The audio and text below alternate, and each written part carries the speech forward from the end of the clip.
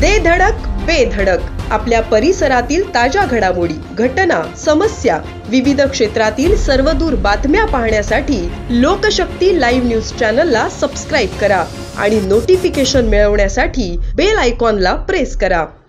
उरण शहरात बॅटरी चोरीच्या घटनांमध्ये वाढ झाली आहे।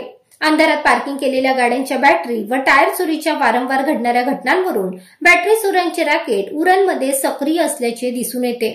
दररोज कुठल्या ना कुठल्या भागात हे चोर चोरी करत आहेत, त्यामुळे नागरिकांमध्ये भीती निर्माण झाली आहे। या चोरांच्या मुसक्या आवळण्यात पोलिसांना मात्र अपयश येत आहे।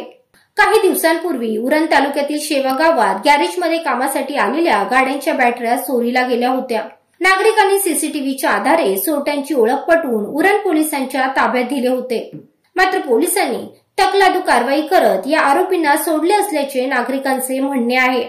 त्यानंतर सुद्धा उरण शहरात बॅटरी व टायर चोरीचे सत्र सुरूच आहे, त्यामुळे पोलिसांच्या कारभारावरच प्रश्नचिन्ह उपस्थित झाले आहे। दरम्यान उरण परिसरात मध्यरात्री 4 चोर फिरत असल्याची बाब सीसीटीव्ही कॅमेऱ्याच्या फुटेजवरून पुढे आली। विशेष म्हणजे हे चोर 20 ते 25 वयोगटातील मुले असल्याचे समजते।